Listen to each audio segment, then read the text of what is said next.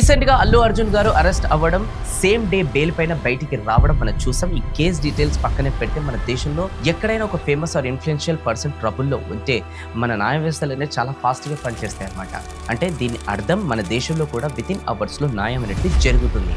But ప్రతిరోజు thousands of ordinary citizens justice కోసం కోర్టుల చుట్టూ, గవర్నమెంట్ల చుట్టూ చెప్పులు అరిగేలా తిరుగుతూ ఉంటారన్నమాట. కొందరికి అది matter of life and death అయితే, ఇంకొందరికి it's about dignity. Star heroes కు గంటలనే బెయిల్ ఎందుకు వస్తుందని అంటే ఇన్ఫ్లుయెన్షియల్ కేస్, పబ్లిక్ ఇంకా మీడియా అటెన్షన్ ను డ్రా చేస్తాయి. ప్రెషర్ వల్ల త్వరగా ప్రాసెస్ కంప్లీట్ అవుతుంది. కానీ ఒక రైతుకు ఎలాంటి ఇన్ఫ్లుయెన్స్ ఉండదు కాబట్టి సంవత్సరాల దాకా జస్టిస్ డిలే అవుతుందని ఇలాంటివి చూసినప్పుడే తెలుస్తుంది. మన దేశంలో 40 మిలియన్ కేసెస్ పెండింగ్ లో ఉన్నాయంట.